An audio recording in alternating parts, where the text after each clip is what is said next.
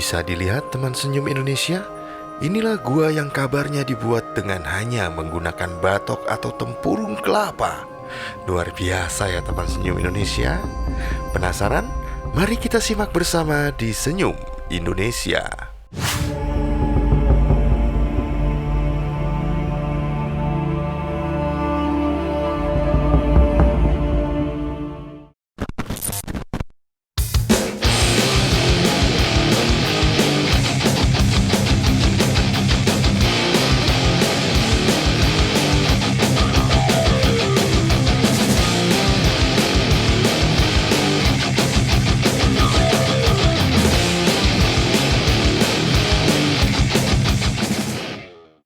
Halo, apa kabar teman senyum Indonesia? Semoga semuanya selalu sehat dan berbahagia. Senang sekali bisa berjumpa lagi dengan teman senyum Indonesia untuk bersama melakukan perjalanan yang bukan hanya merilekskan pikiran setelah beraktivitas, tetapi juga menambah wawasan dan pengetahuan kita bersama tentunya. Sebelumnya, terima kasih untuk semua teman senyum Indonesia yang telah memberikan apresiasi dengan subscribe dan juga memberikan like serta komen. Bagi teman senyum Indonesia yang lain, silakan untuk subscribe dan tidak dipungut biaya sama sekali. Di pagi hari yang cerah ini saya berada di sekitaran wilayah Bantul Selatan, tepatnya di daerah Pundong, satu arah dengan bunker pertahanan Jepang yang berada di atas perbukitan. Bagi yang belum menyaksikan tayangannya, silakan klik link di kolom deskripsi di bawah ini. Hari ini juga kita akan bersama mengunjungi sebuah lokasi yang di sana terdapat sebuah gua yang konon dibangun hanya dengan menggunakan tempurung kelapa atau batok kelapa. Mengenai cerita sebenarnya saya belum menemukan yang pasti karena begitu banyak kesimpang siuran mengenai hal tersebut.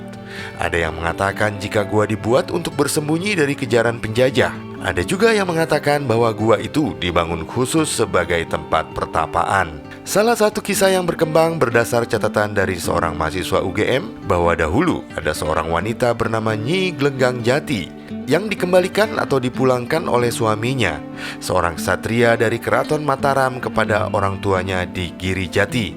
Padahal saat itu Nyi Glenggang Jati tengah hamil. Karena malu, Nyi Glenggang Jati kemudian pergi dan tinggal di Dusun Merangi, sebuah wilayah yang gersang. Ketika merasa akan melahirkan, Nyi Glenggang Jati memohon kepada Tuhan agar tersedia cukup air agar dia bisa melahirkan dengan selamat. Permintaannya pun dikabulkan dan sebuah mata air jernih muncul di daerah Putat, dekat lokasi Nyi Glenggang Jati melahirkan. Ketika anak Nyi Glenggang Jati beranjak dewasa, Raton Kartasuro saat itu tengah bergolak. Amangkurat III berselisih paham dengan Pangeran Puger, pamannya sendiri. Ketika terancam oleh pasukan Pangeran Puger yang hendak menyerbu, Amangkurat III meninggalkan Keraton Kartosuro ke arah selatan dan tiba di daerah Suro Colo ini, diiringi oleh para abdi dalam yang setia kepadanya. Amangkurat III kemudian memerintahkan para abdi dalam untuk membuat gua yang ternyata tidak mudah karena kerasnya batu cadas yang harus dikempur. Melihat kesulitan yang dihadapi oleh abdi dalam, anak Nyi Glenggang Jati datang membantu menyelesaikan pembuatan gua dengan hanya menggunakan tempurung kelapa untuk menggali lubang.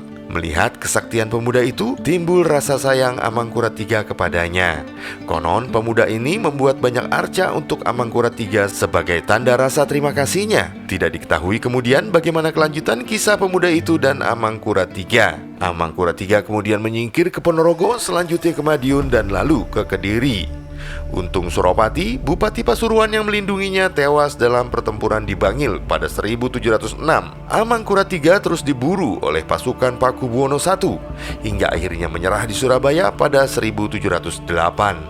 Lalu dibawa ke Batavia dan dibuang oleh VOC ke Sri Lanka hingga wafat di sana pada tahun 1734. Nah, kita sudah tiba di lokasi Gua Suro Colo ya teman senyum Indonesia.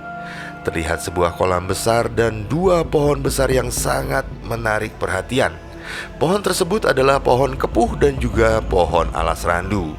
Diperkirakan usianya sudah lebih dari 500 tahun. Bisa disaksikan pohonnya teman senyum Indonesia sedang meranggas karena masuk ke dalam musim kemarau. Di belakang sana ada sebuah pendopo yang biasa digunakan untuk kegiatan masyarakat sekitar. Ini adalah suasananya teman senyum Indonesia.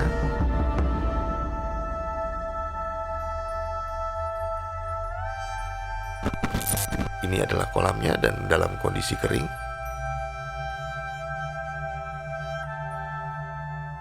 Terlihat di sana adalah peninggalan berupa Joloduoro. Joloduoro ini biasa digunakan untuk talang candi atau untuk mengaliri air di petirtaan. Konon hanya tersisa 2 Joloduoro ini di lokasi ini. Ini adalah Joloduoronya. Tidak begitu jelas bentuknya, apakah ini berbentuk gajah atau berbentuk Garuda.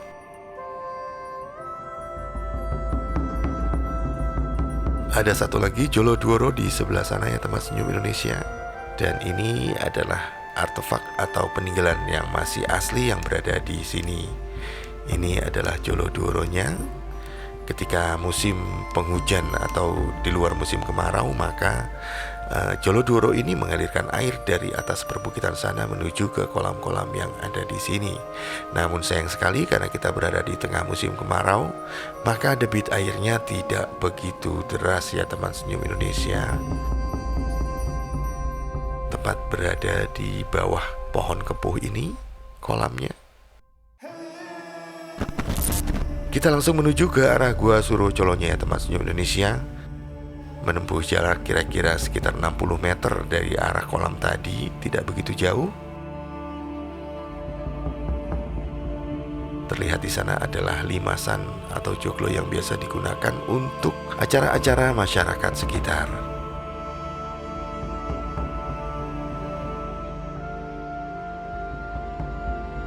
Kita menaiki tangga batu. Jika teman senyum Indonesia ingin berwisata ke tempat ini, maka tidak dipungut bayaran sama sekali ya teman senyum Indonesia, alias gratis. Monggo silakan didatangi untuk meramaikan kembali hasanah perwisataan budaya dan juga wisata sejarah seperti ini. Kita langsung menuju ke arah depan gua.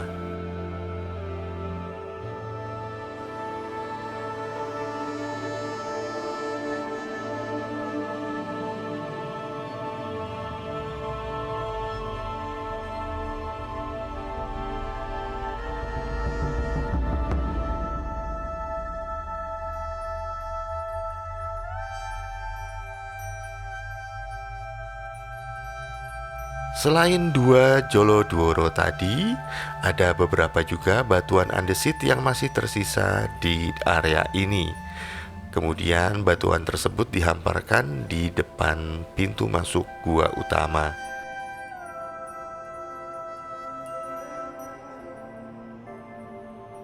Terlihat tulisan jelas bahwa lokasi ini telah dikategorikan sebagai cagar budaya ya teman senyum Indonesia.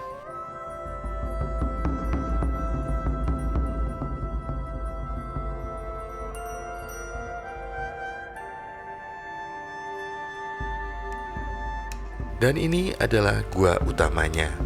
Mohon maaf, saya tidak bisa masuk ke sana karena tidak membawa lighting. Suasana di dalam sana sangat gelap sekali. Dan konon pernah ditemukan guci berisi beberapa benda di dalam gua tersebut. Dan sekarang sudah disimpan dan dilindungi oleh BPCB. Ini adalah gua yang lain yang kemungkinan diperuntukkan bagi para abdi dalam dan pengikut Amangkurat III. Jika merunut pada cerita yang sebelumnya telah saya paparkan tadi ya teman senyum Indonesia. Bisa dibayangkan batuan sekeras ini kemudian digali dengan menggunakan tempurung kelapa.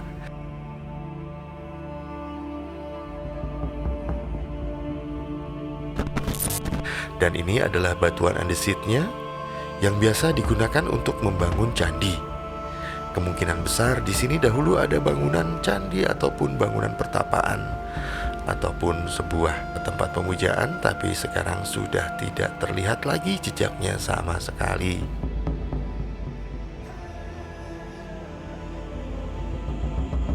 Ini adalah kondisi keseluruhan guanya. Suasananya sangat tenang dan teduh sekali teman senyum Indonesia. Tidak perlu ragu untuk datang ke sini dan sekedar singgah.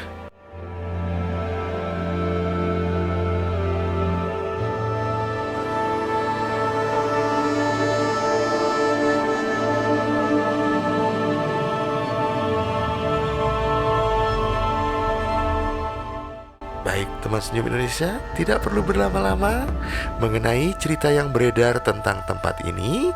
Semuanya kita hargai dan kita hormati sebagai sebuah kekayaan intelektual ataupun urban legend yang perlu kita hormati.